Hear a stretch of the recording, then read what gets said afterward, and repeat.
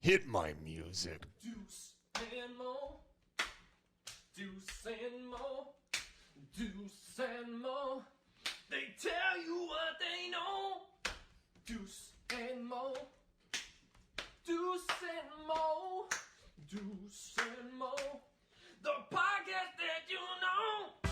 Hey, welcome in to the Deuce and Mo podcast, recording this on a Tuesday morning.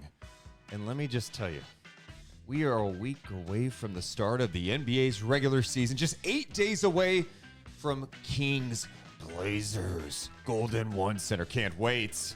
I'm Deuce, that's Mo. How you doing, Mo? I'm fantastic. I'm so glad that it's here. It's here.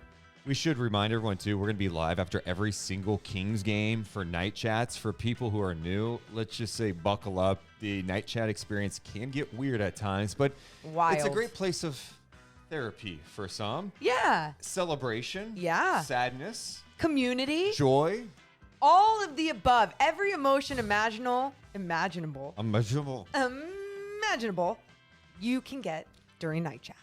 Well, today's episode, we are catching up with someone who's a national person that's high on the Sacramento Kings.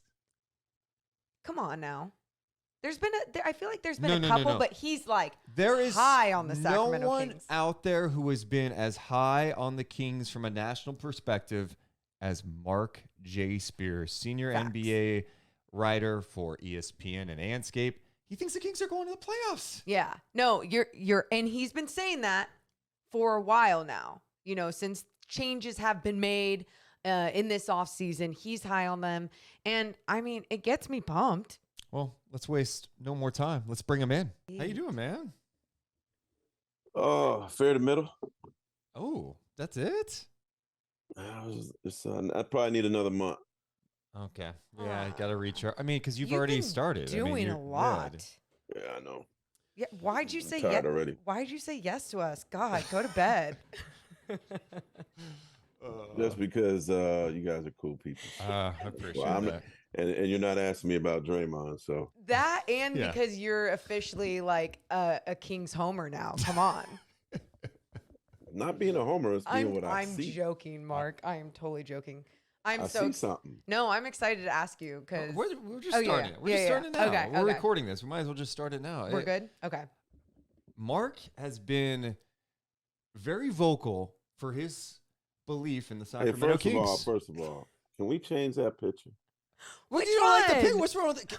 You never I like our hate- pictures. I hate that picture. So Okay, okay. Who's your? And I absolutely hate it. I mean, Hold you can on. leave this on the podcast. but Okay. I absolutely hate that picture. Okay, we need to find a for different some picture. reason- I'm gonna find a new picture right now. I'll send you guys one. I Yeah. have a new one. But For some reason, that is like there's somebody out there that's like some mystery PR person that keeps sending that picture to everybody to use. can I ask you what you don't like about that picture? It just looks corny as hell. Wait, is this the one that I have here? I think it's the same one. Oh yeah, my yeah. God, Mark! I think you look so good. I do appreciate that you guys spelled my name correctly. Always. People mess that up too. Oh my goodness. Come on. That's Put so. the J. There's Pete. I was at an event last week, and somebody I've known for almost like 30 years was calling me Marcus. What? Someone who has known you for 30 years? Yeah. How is that? Did you correct them? I didn't. Oh, man. That's a tough one, though. Like, It wasn't worth it. Someone called me Megan the other day, and I was like, oh, Morgan, Reagan, you mix the two, you get Megan. You know, I just like make it all cute. Hey, Should look. have messed up their name. how do you like that? How do you like that? How's that look? That looks better, man. Yeah. I look like I'm having a good day. All right. That's our That's Mark. good. That's our Mark Spears photo when the Kings make the playoffs, or what? Well, I mean, Marc Spears thinks they're going to make the playoffs. Do your colleagues think you're crazy for how many times you have brought that up on ESPN television? They do. They do. Wow. And it's okay. And I told them, I'm like, it's funny because there was a retort that I had when they tried to act like they were going to clown me on NBA Today. And when I gave them my theory, nobody had a response. Like, I said, look, I went to a lot of their games after they and watched a lot of their games after, they got Sabonis. And I said, I've never seen Fox so happy to get a teammate than him. So he hugged him after that first game in the same fashion that Magic hugged Kareem when he broke the scoring record, right? Yeah. Or whatever, or when he made the game with a shot when he was a rookie. And there's a chemistry between those two that I think is special and is going to take them to another level. I realized that Sabonis was really good when he kicked y'all butt in India. I remember that. Yeah. Like when I went on that India trip, and you Yeah. guys played him for. I wasn't a big fan of his in college. I thought he was a little soft in college, but he got his dad in him in the NBA. Like he got tough, and he is one of the most underrated bigs in the league. Like he's an all-star. He's a lot to deal with. He could do everything. He's built like a dang, brick wall. So I know those screens hurt when you get them, but you could pick and pop with him. He could score in the post. He rebounds. He's an underrated star. Yeah. And so I think you got two all-star guys there. Wow. After seeing if Harrison Barnes is your number 3 scorer, that's a really good number 3 scorer. So, right. Mark, you have all these Hold on, different things not that done. that you're putting in, but Not done. I'm just not ready done. I'm ready to counter, Oh. And then Keegan Murray, obviously. I think is special. And I see what Mike is doing. Like Mike is making him earn his starting spot. He's not just handing it to him. He's making there's no way, like with all due respect to Akpala, that he's gonna be the long-time starter. Although when you have a guy in there like that doesn't need to score, you can just do a lot of the dirty work offensively. I get it, because those other guys are scorers and everything like that. I love Red Velvet. I think that was an amazing pickup, and we got to keep the nickname going. It's a phenomenal nickname. Malik Monk and Mitchell off the bench. Mm-hmm. And I think Rashawn Holmes is like one of the more underrated, do it all, dirty work, lunch pail guys in the league. So I like the bench. Like I really like this team. And I just think that you got to really watch them and spend time watching them, and to really understand like the talent that they do have. And then I think Mike this is the best coaching job Mike has had, because I think I know I'm rambling on and on, so No. Morgan, tell me to stop, because I like that you're factoring in everything that I would have thought. Yeah. But my counter, because this has been my counter to anyone, because I agree with everything you said. What about the other teams in the Western Conference that got healthy, that got better, I can't name a whole bunch of teams that like added a whole bunch of depth off the top of my head, but I just look at these other squads around the league, and I'm like, it's just hard for me to believe that all those things for the Kings is what's going to be the push to make them in the playoffs this year. What makes you believe I that? wonder if Dallas is really going to be what everybody expects Dallas to be, because they didn't replace their point guard. Okay. So I think people are maybe, and I'm saying this respectfully, too high on Dallas. I do think Minnesota's going to be good. Memphis is going to be good. With the Clippers, I believe it, but Health. the Clippers are like Gonzaga basketball. Like every year, like this is going to be their year. They're going to win it. And then something happens, man. Yeah. I really feel like they just almost like they're cursed. Like there's something that always happens to them. Regardless, I expect them to make the playoffs, because we're talking playoffs, right? We're not talking championship. Right. Because with the Clippers, it's about championship. Obviously, the Warriors are going to be great, regardless to what's going on there right now. They're going to be great. Phoenix is going to be great, although they have a lot of issues too. Utah, they're out. Lakers, who knows what they're really going to be. So I don't think it's a given that the Lakers are going to be great, because I got to see Anthony Davis healthy. Yep. So do some things have to work out in the Kings' favor for them to make it? Yeah. But like Dallas needs basically Doncic completely healthy for the entire season to be amazing. Like, because they're living and dying with one person. Yeah. Um, I think the Lakers should have made that trade with Indiana to get Miles Turner and Buddy, because it would have gave him shooting and it would have gave him a big that if Anthony Davis does miss some time, can slide into that role and basically keep the team afloat. And they're in this LeBron window where like they're about championships. Forget the 2 first-round picks, man. Yeah. I would trade them if the team is good. Those picks ain't going to be like super amazing anyway, right? Free agents will always come to LA. It's not like a small market team like Sacramento where you got to convince guys to come. Like, just trade the picks, man. Make that trade. Get your locker room together. Like, so San Antonio's out. Like, I think this team is just going to have this steadiness to it because of Mike. And what I was going to say is the Lakers job he got when he was pretty young and still, that was his second job, but having to coach Kobe Bryant, having to coach LeBron James in the first job, that's a lot, man. And it's hard for you to build a culture when you have a star that is that big. Whereas here, I think they're looking for him to lead. They're looking for him to, like, Mike is building the foundation. He's building a level of professionalism. It's interesting, and I never told Mike this, but I see him so much more relaxed and having fun than in his previous 2 jobs. I just remember when he came to Golden State, I'm like, man, this dude was always uptight. And now he just seems much more loose and fun. I think the Warriors brought that out of him.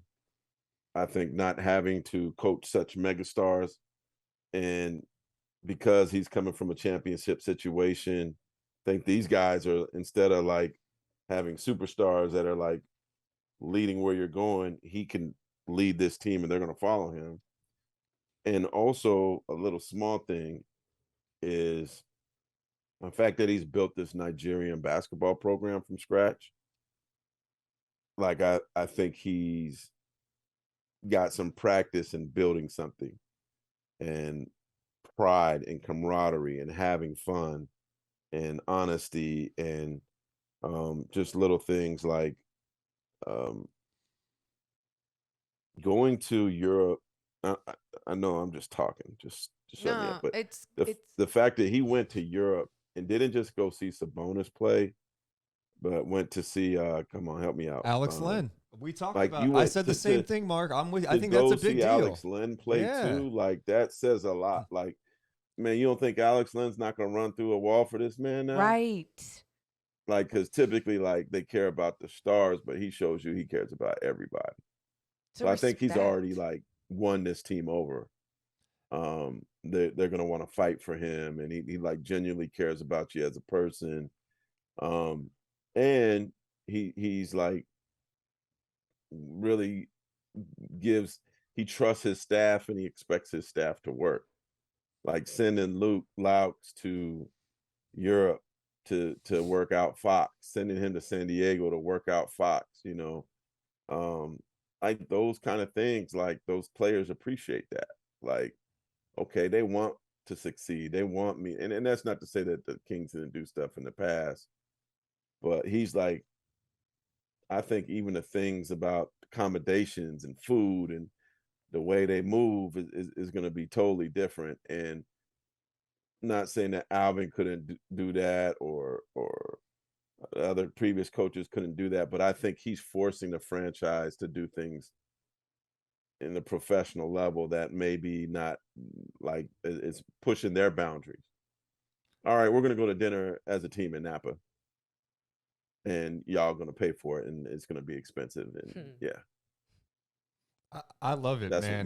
That's what we're doing. You know what I mean? Like, to build camaraderie. And so I think just collectively, there's going to be some hunger there. There's going to be some juice in that building, some excitement in that building. And I ain't saying it's going to be a go away easy thing to do. It might be the play in to get there, but I do think this team, boy, like it's just something about them that I like. I feel like this is when the streak comes to an end. It's a great break. I mean, it kind of sounds like me on the podcast, I Morgan, but this know. is someone who's coming from a different I perspective know. too. And like, And if it was trash, I'd tell you. It was I know trash. you would. That's We the thing. know. And with Mike too, I mean, we talk so much about players getting better and evolving over time. Like coaches can do the same. And you're right. I think there was a point in Mike's career where it was like everything was so rigid.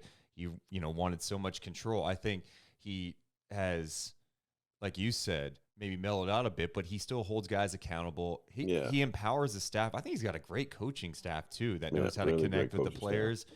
I mean, Jordy's going to be a head coach one day. And I'll give the front office credit for making some really good moves, for drafting well, for making great trades, convincing, getting Red Velvet. I'm not going to say his name. He's always just going to be Red Velvet. And I'm going to make Sacramento use Red Velvet. Like getting Monk to come. A nice signing, man. Yeah. It's a nice signing. And even just to like, who did Delhi make the team? He's still on the roster at this point, but he's on the I train. I think it's important when you're trying to make the playoffs that you have some vets that you can count on at the end of the bench rather than some guys that you're just trying to like hopefully pan out. And so I like adding some vets. Is Quinn still around? Yeah, Quinn's still around. They haven't made any cuts at this point. Yeah, but hopefully some of those guys will make the team, and because they have time to help the youth on the team prepare, get their minds right, hold them accountable, and be an extension of the coach too. So I just think there's a good mix of youth and vets. There's some hunger there. And there's a reward too, man, in this city. If you're the team that like gets them to the postseason, you ain't never paying for a meal. Oh my God. You're always going to be part of like this historic lore. You guys might just put a statue of the whole team out front, right? Like parades are being thrown just for playoffs. I think even for play-in. Morgan, you think the Patrick Beverly celebration for the T-Wolves winning the play-in was excessive? Just wait if the Kings do that. People crying in the stands. Like, Mark, I don't I'll care be what crying. I'm doing. If y'all are on the verge of making it, I'm there. I'm figuring out how to be there that night. And I'm certainly gonna like just take in how the response is. And I'm sure they watch the Mariners fans, right, celebrate. And the Mariners, they won their wild card, and they're going to have, I think, a home game soon, game 3 in their series. Like, that's beautiful. But now it's on y'all, man. Y'all were number 2 on the list. Now you're number 1.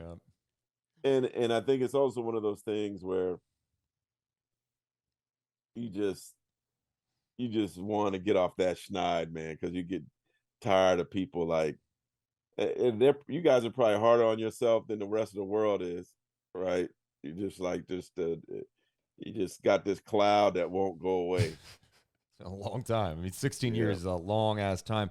I know it's early, but from what you've seen from Keegan Murray, you said you think he's special. What makes you think he could be special in the NBA? His maturity. I mean, obviously his skill set, his poise. When I really became a fan of him is when he played Banchero in Summer League. And I was at that game, and Banchero made a point to try to beat him up in the first half. Like literally like out physical, beat him up. And it worked for much of the first half. And so I'm like, he took him out of his game. He's done.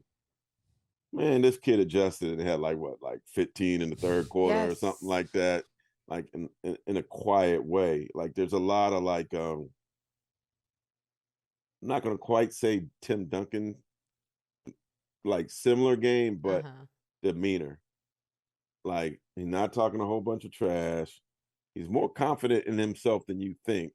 Yeah, and he's just gonna come in and just quietly destroy. And then like, wait, hold on, man. Like he got 16 and 8 and like 3 threes or something like that. Like How do you feel about him in that rookie of the year conversation? he's gonna be a part of it because one, he's gonna play, two, he's gonna succeed. Three, I think the thing that helps him, he was not in like I say a Cade Cunningham situation a year ago where like the team lives and dies with you. Like he's not the best player on the team right now. He's not even the second best. He's maybe the third best right Which now. says a lot, by the way. Yeah. He could be your Well, third best. and so there will be a day where he could be the best player on the team. But it's not like you guys need him to be the best player on the team to have success. He could be a great, if he grows into that, if he ends up being the best player on this team before the season's over, then this team's really going to take off. But I just think this kid is just, he's certainly a rookie of the year candidate. He's very special. Probably going to sell a lot of jerseys, become very, very popular.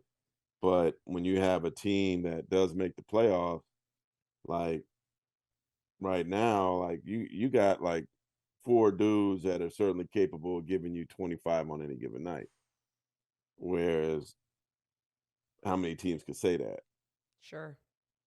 And then you got like Red Velvet and Monk, they could get hot, right? Trying to see what Mitchell can do if he could take his game up a different level offensively. But I just think that this kid, man, just from talking to him, he doesn't look like it or act like it, but he has a chip. He definitely has a chip, and I think the new energy that's coming in, whether it's the coach, whether it's Red Velvet, whether it's Monk, whether it's Murray, like I think now, and I talked to Bagley the other day, but it could be a story for another day. Oh, But he didn't say anything anti-Kings, just so you know. okay. Good. But I think now you have a team that wants to be there. That's a big deal. Like instead of guys like, Yeah. I mean, last year, Buddy and Bagley, they probably thought they were gone. And then they start the year there, Bagley's out of the rotation. Buddy's like, am I getting traded yet? I mean, it's weird vibes. yeah, like the whole team wants to be there and likes what the situation is. And so, yeah, man, I think I'm probably going to be around a little more. Hell yeah. No, it's true, Mark. You're going to be around a little more too because you're going to see a better environment. And it's more fun to be around a team that's having fun, that has positive energy. And I think it starts with Mike Brown and his standards, but his standards are high and they've been high for guys like De'Aaron Fox. Where do you have De'Aaron Fox in that all-star conversation? I think you already mentioned it. Like you have a possible all-star on that squad. I think it comes with winning. Like they're going to have one of the better records in the West to get an all-star. I hate to say it because the West is just so loaded, guard-wise. I mean, you got to remember, like now, Anthony Davis, if he's healthy, he's back in the pool. Paul George, if he's healthy, he's back in the pool. Kawhi Leonard, if he's healthy, he's back in the pool. Dame. Right. Dame, right.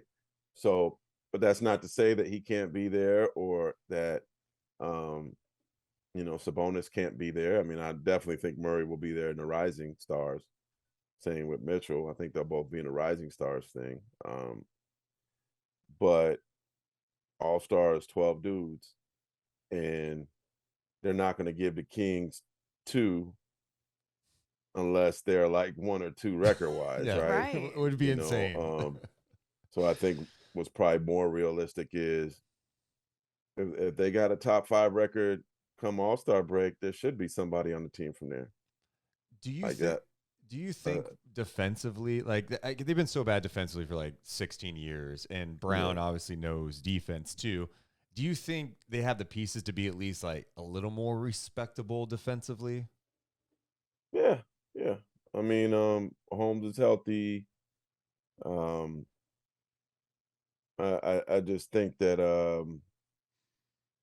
the coach they have is going to make them play that way, and if they don't, then he'll take them out.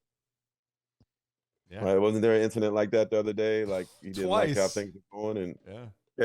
yeah, and I think that's going to continue. Because I think what the Kings have to realize is, like, I went to LSU's football game. You guys know I'm a big LSU Yeah. person, right? LSU and San Jose State, Foothill College. Got 3 degrees. That's impressive. But I go to I do, Morgan. Wow. No, I'm Were just you saying, doubting it? Not at all. I'm just like, damn, Mark. Damn. Yeah. No, one of my friends always say, "How you root for 3 schools?" I said, "I got 3 degrees. I can root for 3 schools." But anyways, so I go to the LSU game. We're playing Tennessee. I'm there last Saturday, and Tennessee's only favored by 3, but it was like a sucker's bet. You better go bet, right? It's 11 o'clock game, and it's not Death Valley, because it's not 7 o'clock. It's a morning game, right? And so I'm watching the game, and we get the kickoff, which I didn't like. I wanted us to, and we fumbled the kickoff. And I turned to my cousin. I said, we're going to lose. It's over. He's like, it's just the first game, first play of the game. And I said, we can't make mistakes against a team like this. I said, they're going to go score, and they're going to be up 7-0, and then they got the ball now at the beginning of the second half. It's over. And sure enough, we got routed, right? And a lot of mistakes along the way. But I say this all to say, like, I think Mike's going to have to coach this team hard, because there's not much room for error for this team. There's going to probably be some close wins. Like, they can't be any, like, just brain farts. Yeah. Right? Or lack of concentration. And this is one of those teams where at the end of the season, if you don't make it, you're going to look back and like, man, remember that lack of concentration we had in the Utah game that we lost, or the game against Orlando? Like, any of those games, you got to win. And there has to be a mental focus that is like a playoff mental focus from the beginning. Because I just think the margin of error for you guys to be in a postseason is small. So you can't just show up like the Warriors do, or show up like, KD can, you know what I mean, or Giannis can. No, every game, all 82, has to have a very strategic, let's take this serious.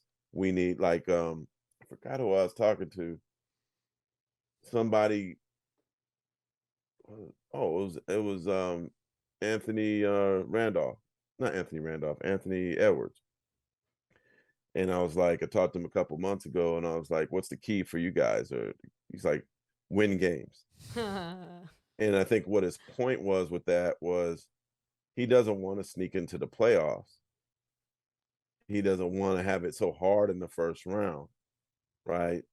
Win games, and then you could, have a greater position to help your chances to win in the playoffs, to have some momentum in the playoffs.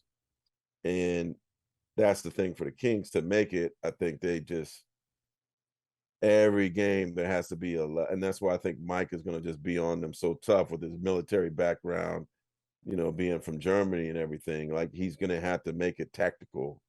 He's going to probably be annoying for them.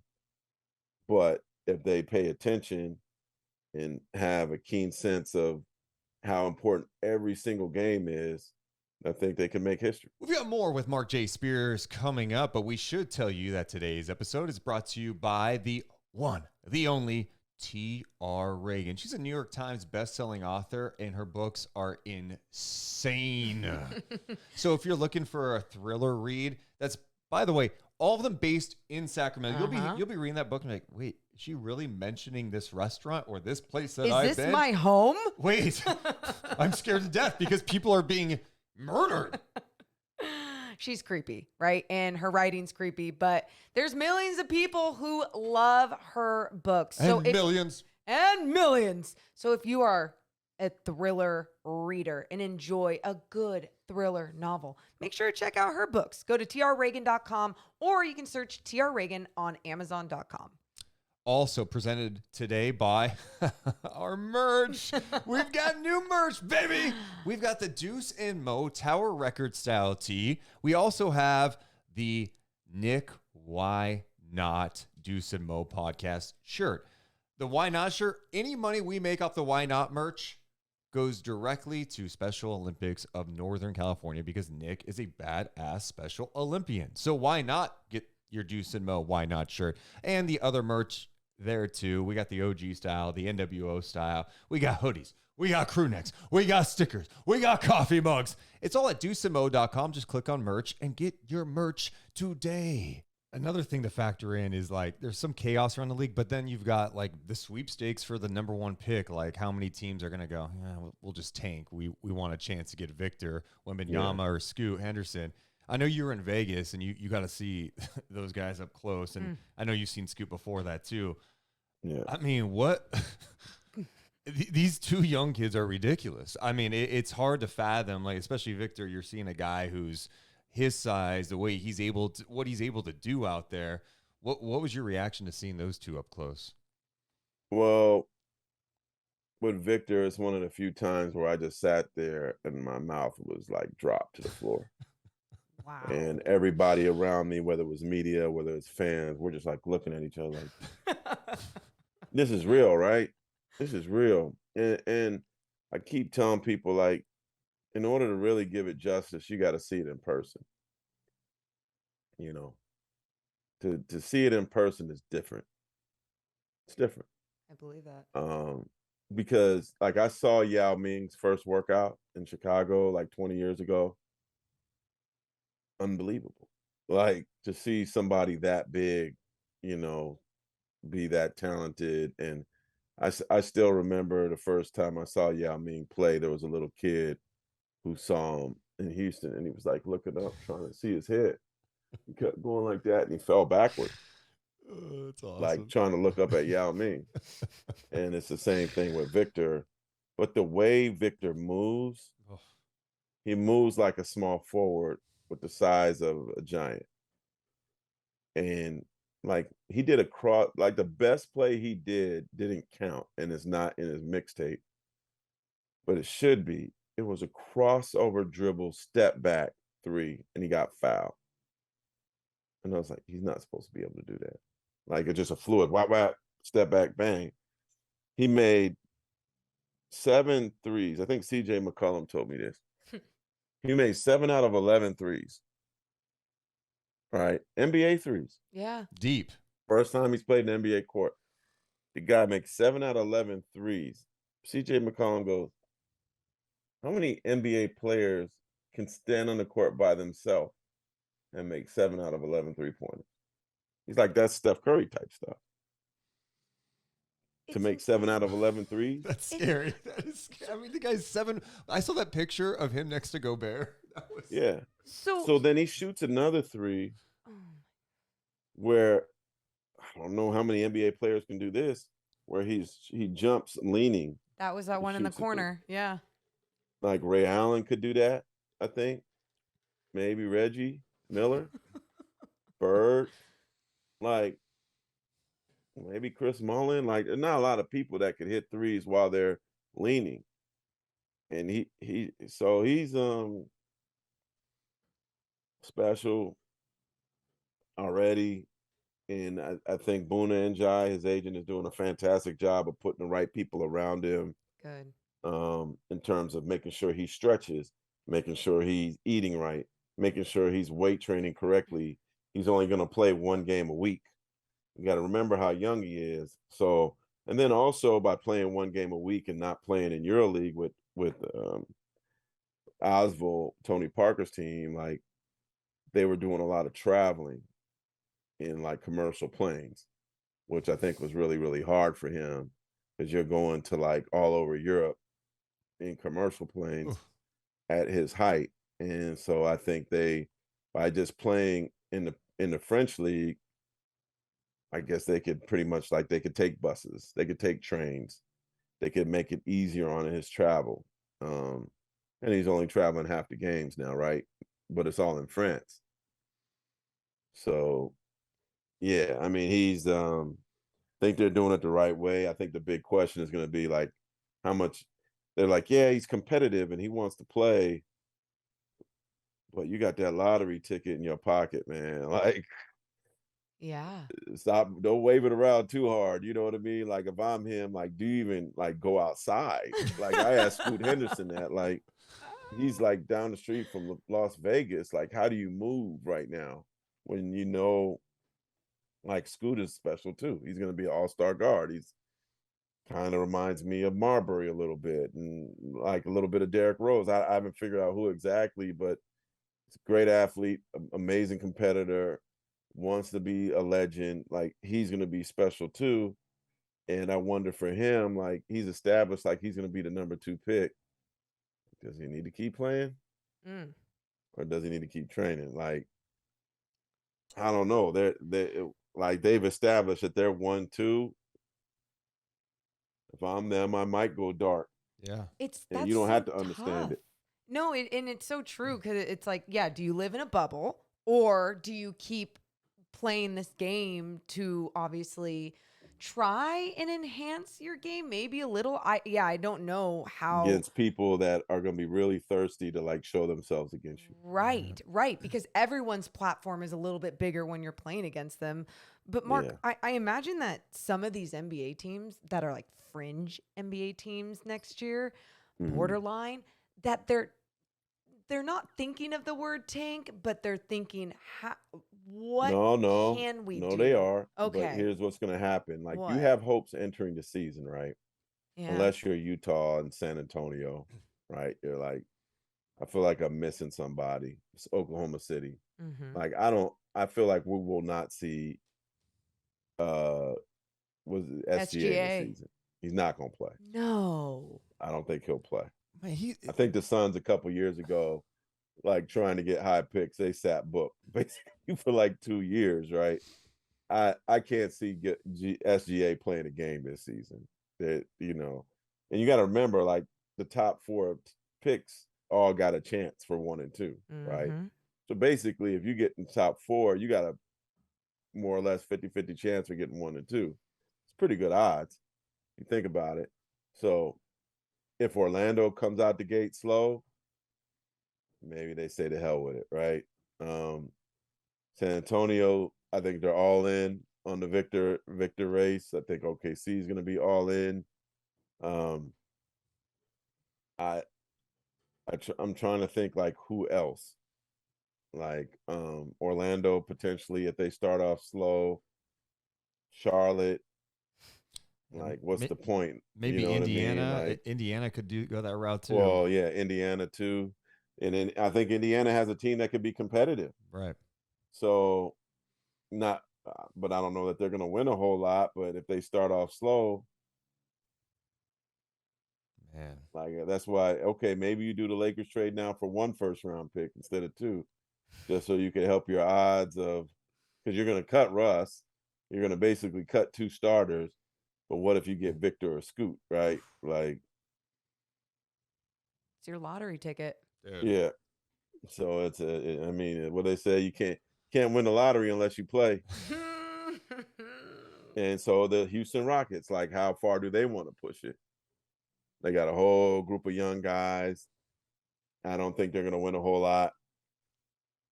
Like, man, so it could end up being, like, based on how the season starts, I think it'll end up being like Houston, Orlando, OKC, San Antonio. Who did I miss? Utah. You say Utah, maybe? Utah. Yeah. Like 5 teams. Indiana. That's 6 teams right there that I think will probably end up going for that, spot. It's going to be Washington wild. starts off slow. Does Washington want to, like, jump in all of a sudden? Like, that's going to be. I mean, it's great. We're talking about generational talents. Yeah. Like, Yeah. It's you get that number 1 pick. Franchise changing, everything changes. Yeah. Yeah. Totally changes everything. Like, I still remember in 2003 going to the draft. I went to the draft lottery, LeBron year. Wow.